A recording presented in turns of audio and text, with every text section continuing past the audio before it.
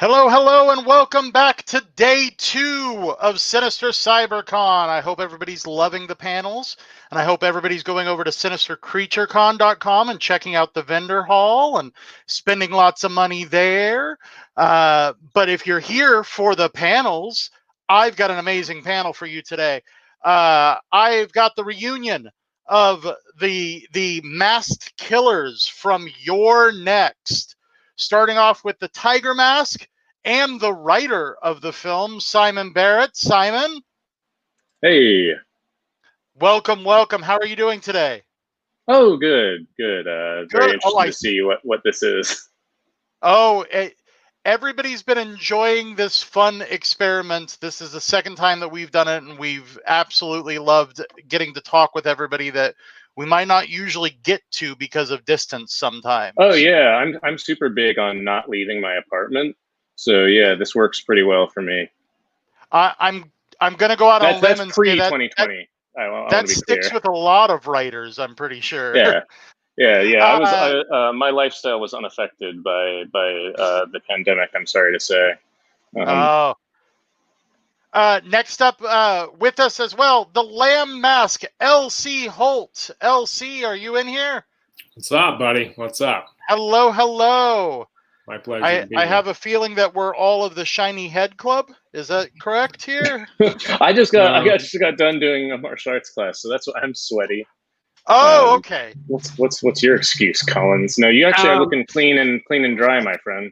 Yeah, my hair is actually a little wild because I just came off of a movie I shot where I had longer hair, so I'm just trying to contain it within this little deal that's going on here, within this chrome dome. So yeah, that's my excuse.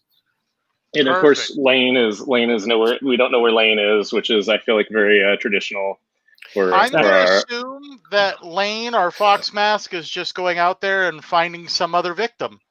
So no, it's actually kind of perfect I mean, it would be really surprising if all three of us were to make it to like anything. Well, I mean, like we do our best, but I think you only ever get two. The three is like a once in a lifetime event. I think that will happen when we're all about 85 and can't remember this movie anymore. We would all just instantly like have strokes. Like that's where you'll have the fans will just come up to you and just help remind you about the film. That's the joy of having the horror community, is if you start forgetting about anything. Ken Forhey, who I spoke with at one point, somebody from the audience yelled out and filled in part of the story for him so he could continue with his thought because he got lost. And I thought that was hilarious. I'm like, oh, fans are now filling in your personal stories for you. That is true. We don't have to worry as much anymore. Other people will correct us. Let's start off talking about very much Your Next. I'd like to talk to you about some individual projects of both yours and some future projects as well. But let's very much start with what a lot of people have tuned in for, of course, is Your Next. Your Next is the quick anecdote that I can give to it is I saw the trailer. I had an ex-girlfriend who saw the trailer and said, it just looks like every other horror movie. And I put it on a little list, and as soon as we broke up, I went and found it so I could watch it. I watched everything on that list. And this is by far and away the least likely of every single other horror movie. It starts out very much where it feels like there's going to be the trope continuing, but instead this script takes the turn that I don't think anybody saw coming.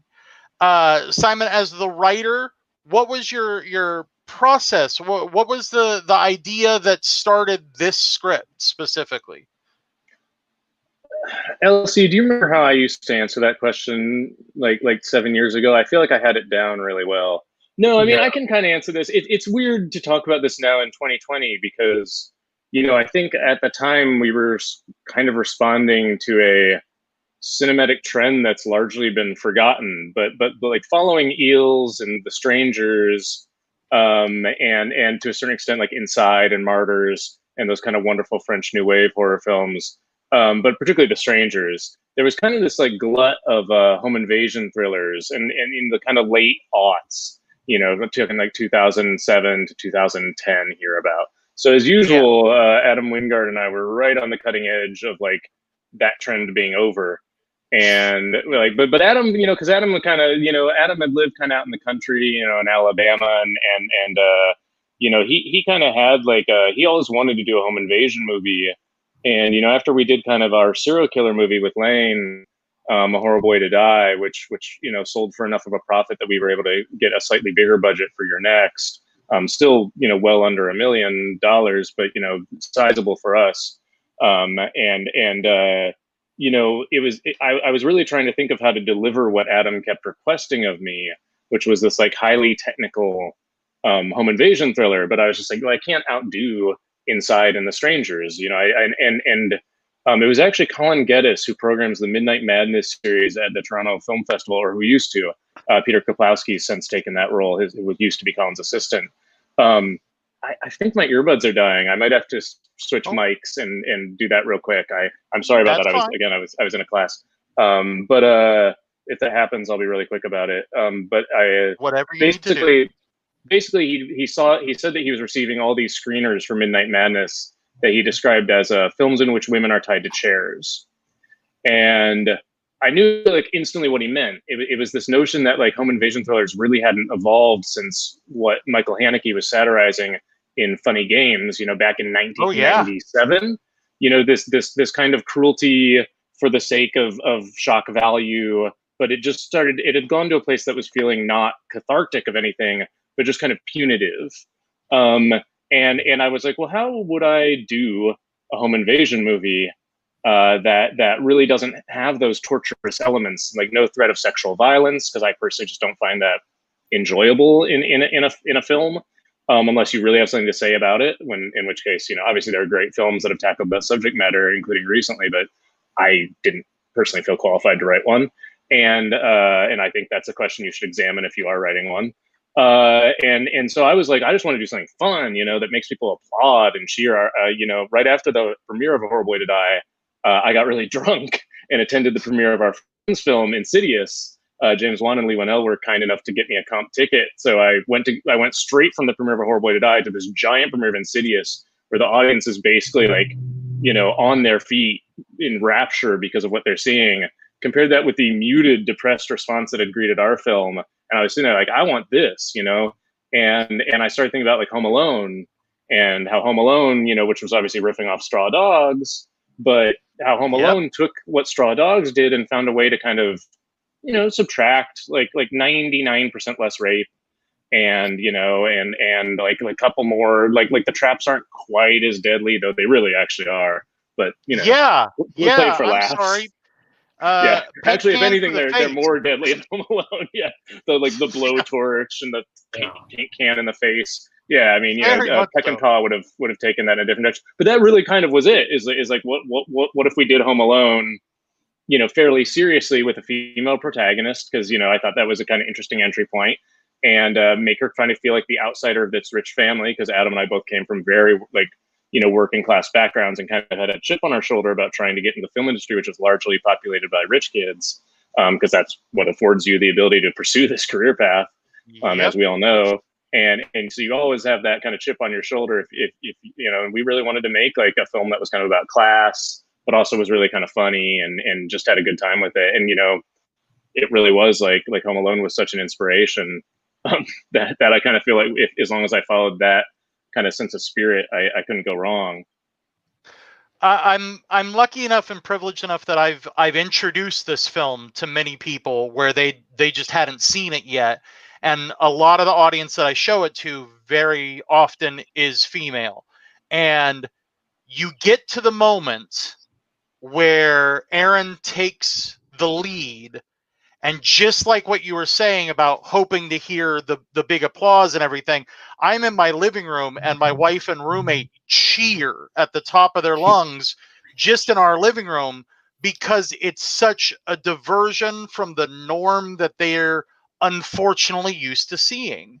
So making a female protagonist and making her not just reactionary, making her proactive intelligence is such a plus of your script, Simon, that I think it's the reason why, me personally, my opinion is that Your Next will continue to be talked about well into the future, because of the fact that you set up this perfect line of dominoes that it's going to be the strangers again. It's going to be inside.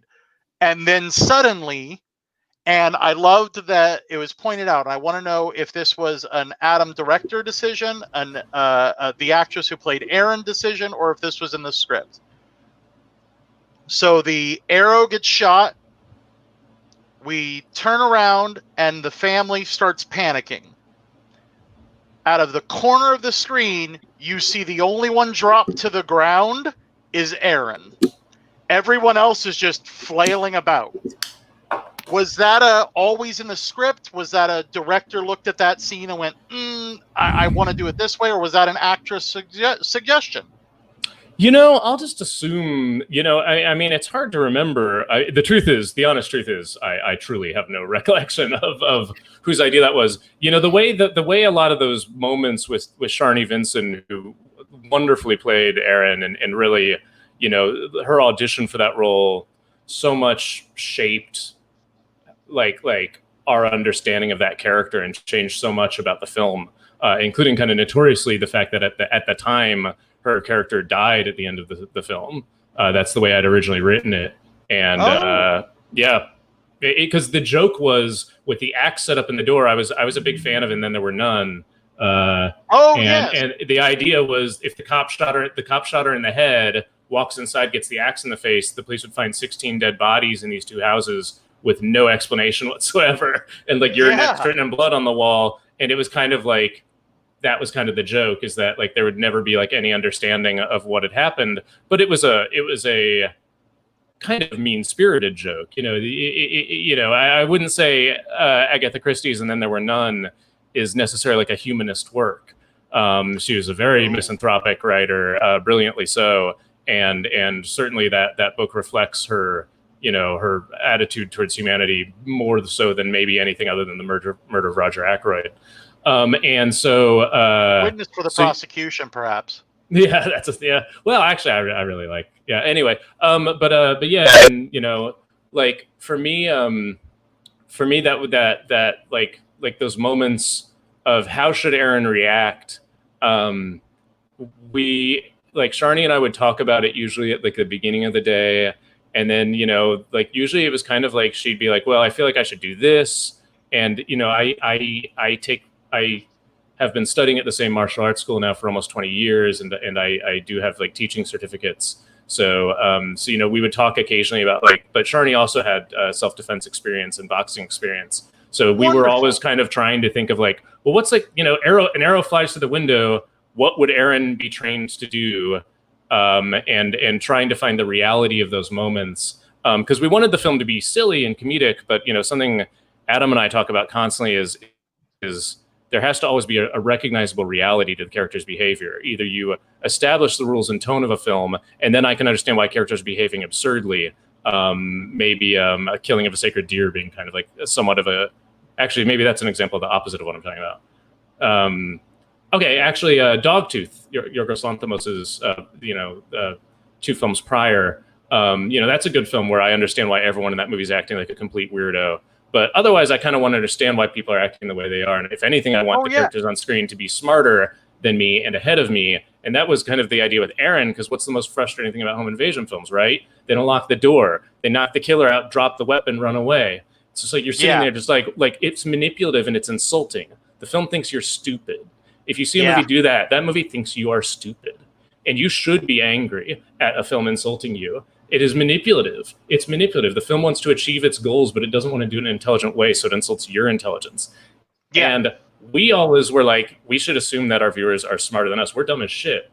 So but as long as we are trying not to appeal to ourselves or our stupid friends, as long as we're trying to appeal to this theoretical smarter viewer, you're always trying to push yourself past your own instincts. And Sharni was great. She was always she always was trying to find the actual real reality of what a person who actually had been combat trained would do in these insane scenarios to make this movie different from, the more kind of frustrating examples of these films. I love The Strangers. I even quite like The Last House on the Left remake, and like a lot of films that came out of this little faddish mini subgenre. But I didn't want to make one. I wanted to make something different. So it was always about finding the reality of that, so we could put the comedy on top of that. Because of course we're selling you something ridiculous, which is that this character can fight. And it works so well that way. When you add, instead of just trying to make a horror / comedy, when you take real moments and see the comedy in them, they play better that way, and it comes across really well.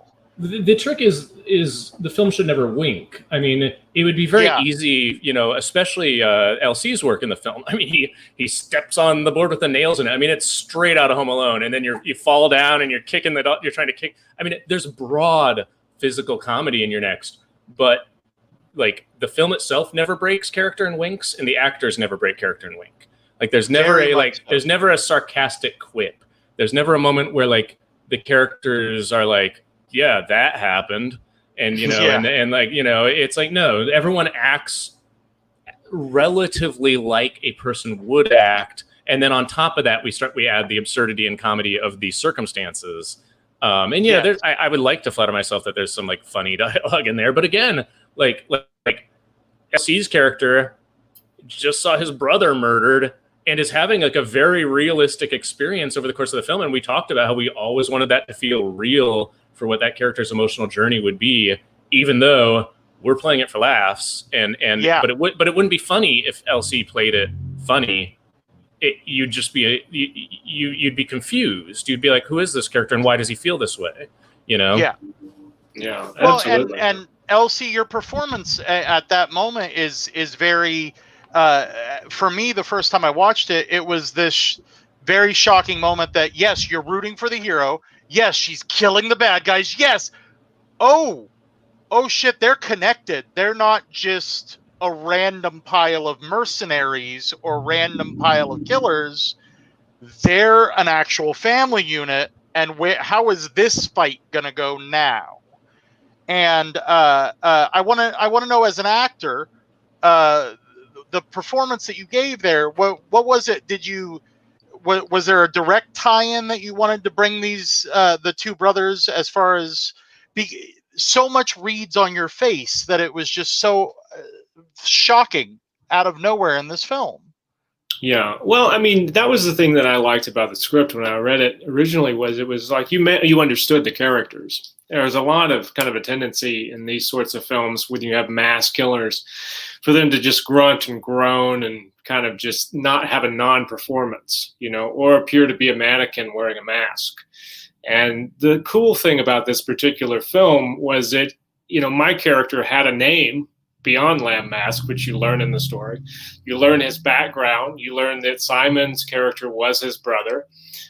There was a little bit of a mystery about how the fox mask sort of came into it, but judging from the way Simon and I were dressed in more mercenary gear, and then Lane was dressed in kind of like the street clothes, you could kind of make up in your own mind. Yeah, weekend warrior type thing. You could make up in your own mind how these three people came together with very little sort of push or nudge in that direction. So, yeah, I mean, as an actor, it's very simple. You go into it as, playing a bad guy thinking you're the good guy.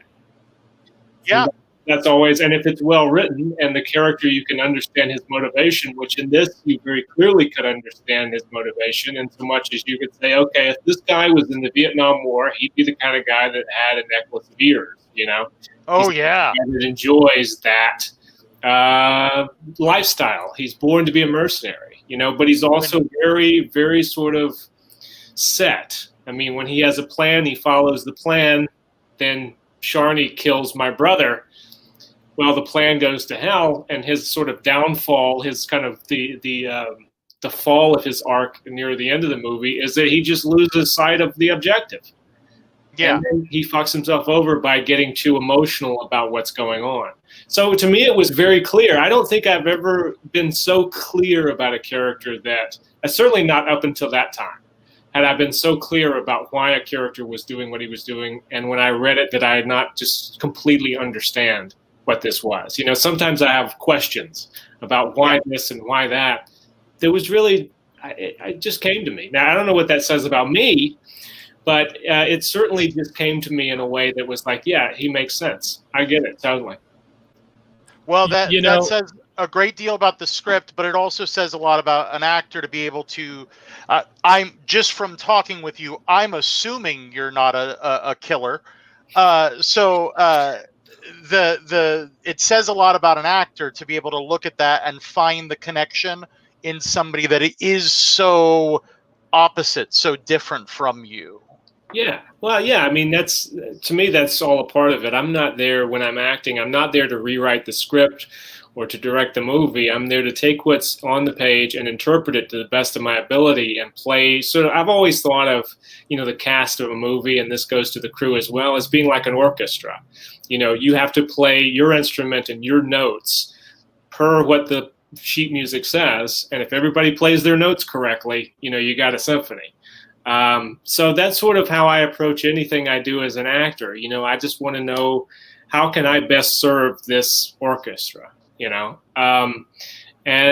Adam is great. I've known Adam since we were very young. I did his first feature-length horror film, and his second as well. And then we did a bunch of shorts in between. So for Adam and me, it's very simple. I mean, there's not a lot of talking that has to go on. I'll talk to him very briefly if I have any questions, and I know he'll direct me, and he does multiple takes. So I'm not concerned about one and done, and maybe it's terrible.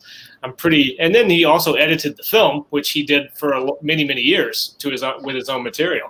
So total trust there, and an easy-going working relationship just from familiarity, So well, and that familiarity, both of you have worked numerous times. When you look at the IMDb, that you've worked together. Not only Adam, but Simon. You and Adam have worked together many times. Simon directed me in VHS 2. Yeah, I was about to say VHS 2, ABCs of Death. We've got all these movies that were all right at that same time. That it seems like the three of you and a few other people were all very closely working together. I know Ty West and who is the other director in the movie? Amy Simons, Joe Swanberg. Joe Swanberg, thank you. Okay. Those, you have this group of people that were all right at that same time coming out with these innovative films like You're Next, and you guys are all working together. How did Elsie, you said that you've known Adam since you were younger. How did this all come about, all of you? That's what I'd like to know.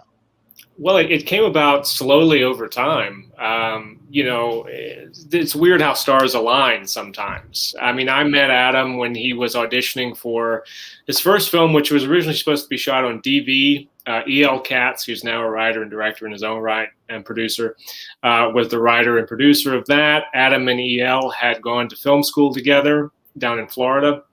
I went to college and was doing theater in college with, and not with Adam's brother, but I was aware of Adam's older brother. He was in the same class as I was. I knew Adam made films. I was told this third or fourth hand, and then they said, "You want to audition for this film? Trey Wingard's brother's coming into town, and he's going to audition theater department." I was like, sure. And because my first love was always film. And so I auditioned and got a part in Homesick. And then, Adam and I became friends and began a working relationship that's continued for years, really. So that's how I came into it. But then over time, Lane Hughes was the co-writer and star of our second film we did, which was like $3,000 budget. Some of it shot in my grandmother's backyard. I mean, it was really like, pick up the camera and two people on the crew, Ashton, Adam's brother, and like me and Lane. And so it was, and then over time, the thing about Adam was he was so incredibly talented. I mean, he's one of these people that I met him and I was like, this guy is different. I mean, his talent is different than anything I'd ever seen. So it did not surprise me that things got bigger and bigger. And then Simon, I remember when we were doing Homesick, Simon had written Dead Birds. And Adam came and met Simon on the set of Dead Birds, which was filming not far from where we were filming Homesick. So all these things just sort of over time just sort of came together through serendipity. Mm-hmm. Yeah, I think Adam met Joe Swanberg specifically because with Popsicle, the second feature that you two did together after Homesick, he was kind of touring with that and met Joe. And at that time, Adam and I had already kind of become friends, as well as E.L. Katz, who Elsie mentioned. And, we were all just kind of hanging out and trying to figure out stuff to do. And then when it came time to start, putting together our next features, the film that was called What Fun We Were Having, and then also A Horrible Way to Die, that was when, the idea was specifically of those movies was like Adam and I were specifically talking about like what Joe Swanberg and Amy Seimetz and like the Duplass brothers were doing at that time. And how we wanted to apply that style of acting to a different style of storytelling and filmmaking. If you could get the performance style of Hannah Takes the Stairs, but put it in a film like The Strangers, what do you get? And we thought that was actually honestly like a very obvious kind of combination, because what obviously doesn't usually work about horror films is the performances and characters tend to be their weakest spots. And then there were these filmmakers out there that were all about the performances and characters. They just kind of forgot to have stories. And furthermore, like the way the Duplass brothers were making movies wasn't that different from like the way like Troma, were making movies. I mean, it was still like the run and gun, stealing locations, down and dirty, like ultra low budget style of filmmaking.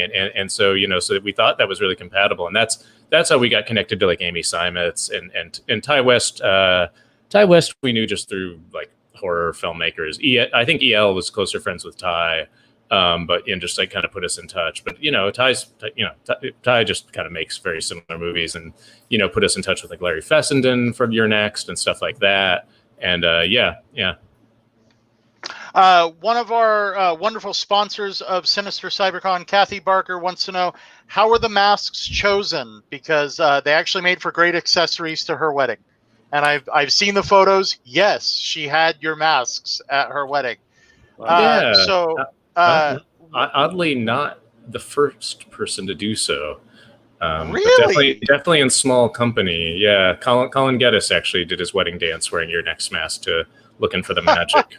Because Your Next premiering, it was kind of a, I think, me getting really drunk at that premiere and them having to like keep me alive was a pivotal moment for him and his wife, Kat.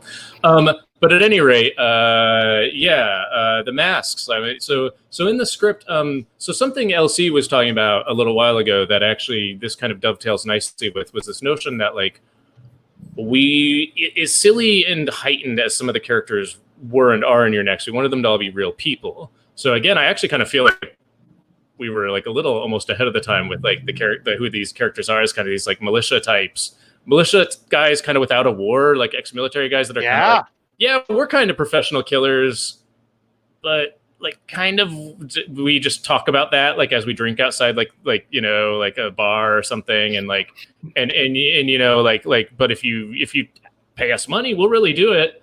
It is this kind of like somewhere kind of in there, there was a reality. And whereas, again, I love The Strangers, and I'd even say I love like a good 30% of The Strangers sequel. At one point, I was kind of trying to do Strangers 3, and it would have taken place at a wedding, which would have been totally pointless because then Radio Silence did Ready or Not. So glad I didn't do that. I kind of want to do original stuff anyway. But I like those Strangers movies. But I also don't understand who the fuck the killers are. It's like if they're so goddamn good at designing these beautiful masks, why do they have to murder people? They clearly are finding a wonderful artistic outlet for their energy, like outside of the murder. We could be interviewing them at Sinister for their work in special effects masks. I mean, they're really good at designing masks. I mean, they look really creepy. So was like these guys should have masks, but they shouldn't be like masks that felt like you would need like an art degree to create. And so we really I had the idea of animal masks just because I love like Wicker Man And I just think like I just kind of wanted to do something that had like that kind of pagan symbology of just the animals. I just felt like it was kind of a simple way to go. And also it felt to me like we would just be able to get cheap plastic masks and paint them, which is literally exactly what we did. The lamb, fox, and tiger were, those were obviously chosen to obviously emphasize the themes of the film, which is, you think Erin is she's clearly trying to be the low power partner in her relationship with Crispin, which I think is kind of interesting. She tries to let him feel strong, even though you see that when the crossbows start flying, she's vastly like 10 times stronger than him, but she's a little like embarrassed of it. And I thought that was so interesting of that no one is who they appear to be, obviously. So the tiger, the most ferocious animal, is played by myself, is instantly dispatched. Whereas the lamb, the most harmless, benevolent animal, played by LC, is the one that's actually really quite scary and doesn't stop and continues following her. Is actually the one that you should be afraid of, which is why they had like those little vertical slits that he couldn't even see out of and stuff. But those were literally just, we found the cheapest plastic masks, and our special effects guy Mike Strain and our production designer Tom Hammock basically spent a session kind of painting the machine. And I have one of the only existing original masks right there, which has much more like kind of subtle shading than kind of what you can get in Hot Topic. But it wasn't something that like we copyrighted or anything. It wasn't like this there, we had no money. I mean, they were literally $1.99 masks that we put like gray paint on and shaded but I felt real what these guys would do, exactly what you're saying. I think that really helps in that realism, much like the dinner scene leading up to the arrow shot. That entire scene was very much real, uncomfortably real in the conversation, as far as seeing these family members bicker with each other before the shit goes down. Well, plus we just wanted to give everyone a cheap Halloween costume. If you can put like a cheap Halloween costume in your movie, you guarantee your film like decades of legacy after that. Because all the lazy people will just be like, fuck, what am I being for Halloween? I'll just get like a goddamn animal mask and I'll be the guy from next. I've done enough conventions now. You always see somebody walking around as one of the three. And some of them are like amazing. Some of them clearly have actually like really studied. Like Emma Potter did the costume design for Your Next. She's gone on to, like Tom Hammock and a lot of people worked on the film. She's gone on to much, much bigger, greater things. But she really put a lot of thought into how things looked, which again is somewhat, you don't always get that with a film of that size. And I've seen some people at conventions who like look exactly like LC, and then I've seen some people where it's just like, oh, you just found a fucking gray lamb mask and like put on a black shirt. Yeah, a little bit of spray paint, you're good.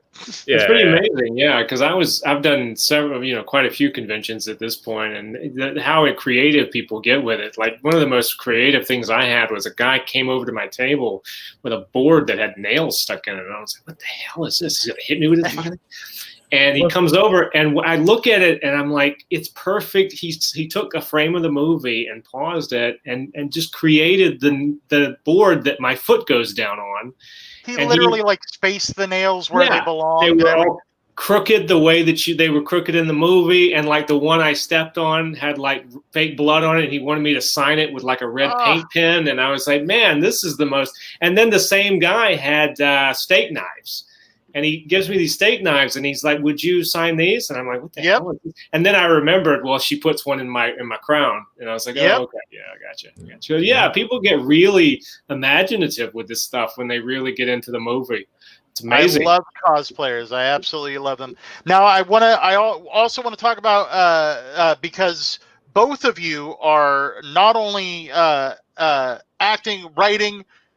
Producing. Simon, did I see a directing credit on one of yours as well? Because I know LC directs as well. Well, yeah, LC and I have both directed. I did just direct a feature up in Winnipeg called Seance, and yeah, LC I know. Well, I mean, I directed LC in VHS too, like he said, but yeah, I just directed a feature called Seance. Now, so that's your newest project. Did you write Seance as well? Yeah. That's something I've been working on for a while. Yeah, that's yeah. Do we have a roundabout time? I know the world shutting down killed just about everything for a little while. No release date for that yet. No news for that yet. I mean, I just everything's kind of been. I've been very lucky that I was able to finish that film more or less on schedule. But I mean, I just QC'd the DCP like weeks ago. Adam Wingard and I went to a screening room in Beverly Hills, and we were like the people that were allowed to look at the DCP, and just like approved it, signed off on it. So the movie's finally kind of like in the can.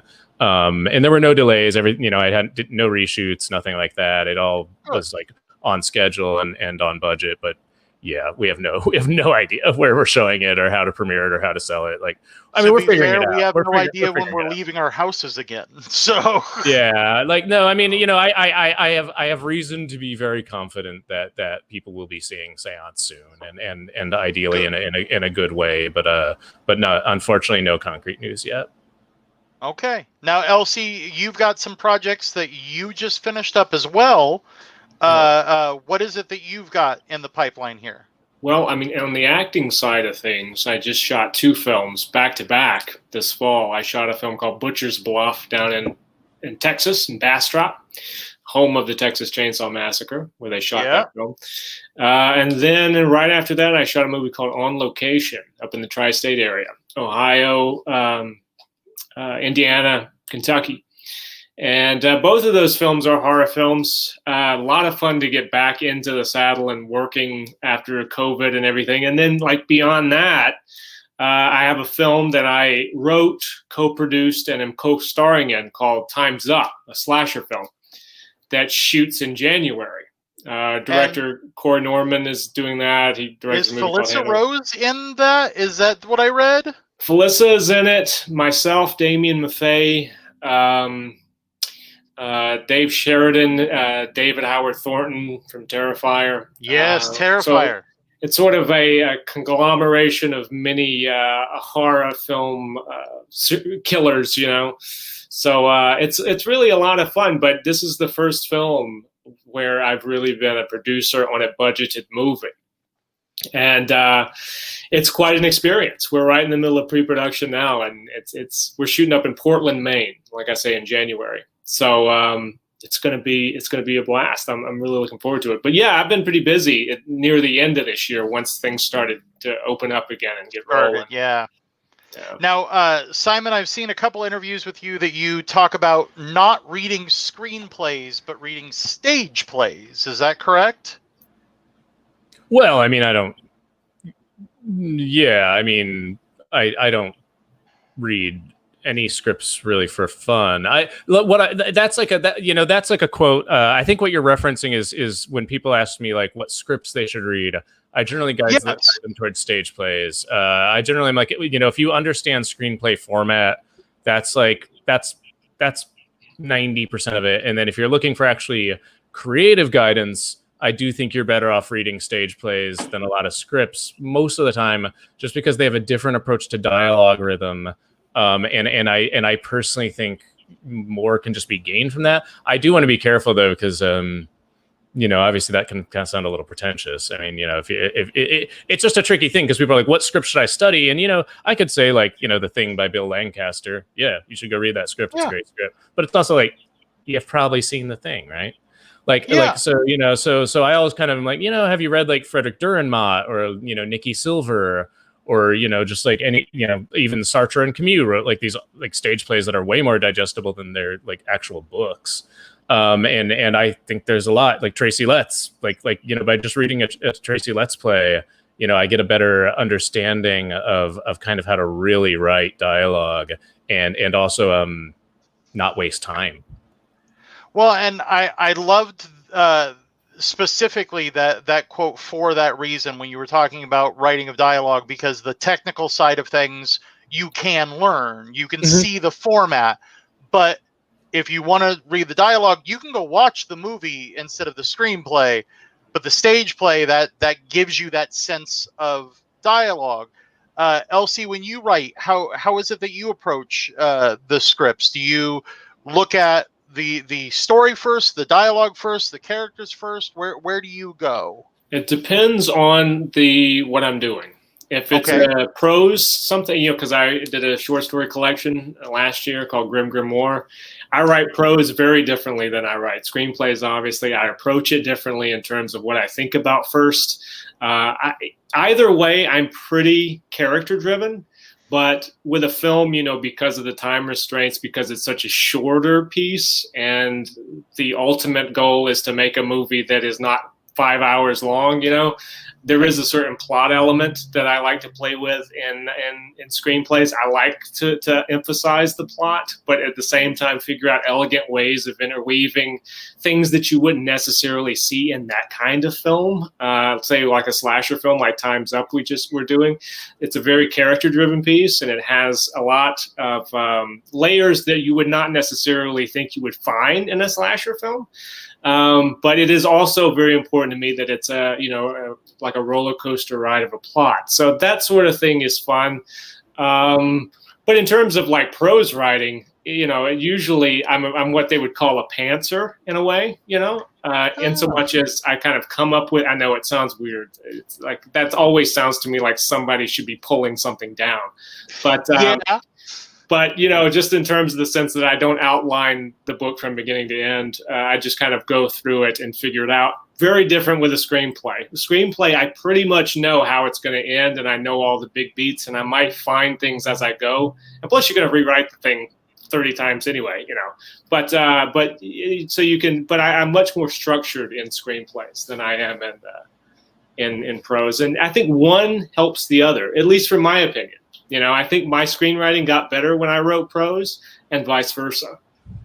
I was lucky enough that I got to meet and talk to Edward Albee at one point, and he was somebody who said that if you're writing one thing, one style, poetry or playwriting or novels, take the time and write a different thing, so that way you can help learn from maybe a complete failure, but you can at least learn from.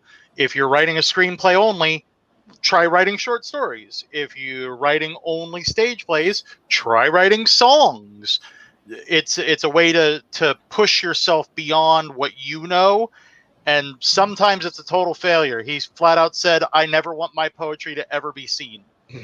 So yeah, I agree, and I think Simon would probably. I'd love to hear your opinion on this as well. But when you do, the more you write, obviously, the more you find an individualized voice.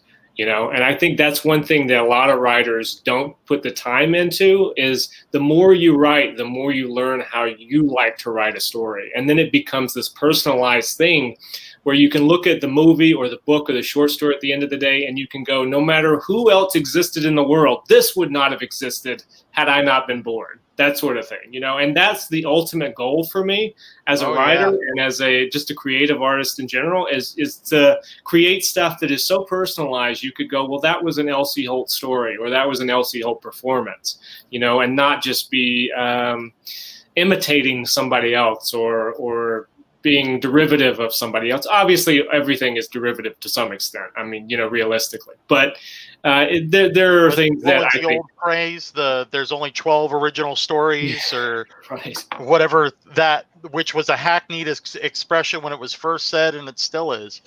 Yeah. But because it's all in how you tell them is what makes that difference. I agree. It's all in the execution. Yep. Now, we're unfortunately at the end of our time, because I would love to talk to both of you about writing and about horror and your enjoyment of the genre and what got you in. But I don't have enough time in my panels. I want more hours with you guys. Before we leave, if I can ask, is there a chance that we're going to see both of you and Adam working together again in the future? Is there any projects that you guys have spoken once Adam's done with Godzilla versus Kong, that is there something that you guys might be looking forward to together? Well, I mean, I think we definitely want to work with LC again. I mean, we're always looking for projects to bring, it's tricky because when you have like great relationships with actors, it is kind of like for me, like so much of my casting and such is just based on where I'm making a movie and how many people I can afford to fly to that location. And then Adam, is making these films where not unreasonably, studios want to make sure that that they get their, $200 million back. And so, we're working our way up to the point where we can do what we want. Adam and I, Adam's a producer on Seance. And though he wasn't in production on it because he was doing Godzilla vs. Kong, but we do have a couple projects in development. The two of us together, we're writing a couple things at the moment, and the kind of COVID of it all renders certain things unknowable. I'm excited that LC is going into production, but it's not it's a little tricky right now. So but Adam and I have I guess 1, 2, 3. We have 4 features in the works. Wonderful. But those are like baby sea turtles, right? Like out of those 4, like 3 of them aren't going to make it. Like 3 of them aren't going to make it past the script stage or the development. And it's just the way it is, especially. Some of these projects are big studio things, which I don't normally engage on, but I'm certainly willing to engage on with Adam because, he'll kind of protect me throughout that process. And I also know it's just a different experience if you're working with the person who's going to be directing the movie. I'm attached to direct another thing that Adam's not involved in, so I think we're kind of doing various things, but yeah, we have like 1 indie thing and like 3 studio things in the works. So we'll just see if any of those actually happen. Wonderful. But we're always trying. We're always trying. Yeah, that's all you can do. You just keep going. And I've always just been told, just keep writing. When you think you're done, write something else. Yeah. And one of them will be the thing that you get to see to fruition. I want to thank you. Easier said than done, maybe, but definitely true. That's the thing too, that everything that you face in life, the obstacles and stuff, if you push through it, man, there can be something on the other side that's quite fruitful for you. So I always tell people that, are wanting to do these sorts of things, I'm like, never give up. Don't listen to anybody who tells you can't do it, because everybody got told that. We should be doing like inspirational conferences, LC. We should we could be making like big money, like if we just like do like corporate conferences and just like inspire people. I'm there. What I love is what you're saying is exactly why Sinister CyberCon is here today and was here yesterday, and why this is the second one, because we missed getting to talk to people like yourselves. We missed getting to see the vendors. We missed the cosplay. We missed everything. So we found a way to adjust and make it virtual. And thankfully, we were able to get amazing guests like yourself. So I want to thank Simon Barett and LC Holt for joining us here at Sinister CyberCon. Please check out their future projects. Seance coming soon, and Time's Up coming in the nearish future. Everything's on hold. We never know what'll happen, but I'm personally hoping that I get to interview one or both of you for the next project that's going to be the huge thing everybody talks about in horror for the future. So thank you again for joining us. Stick around. We've got some more panels up here today for the second day of Sinister CyberCon. All right. Thanks, Jay. Thank you.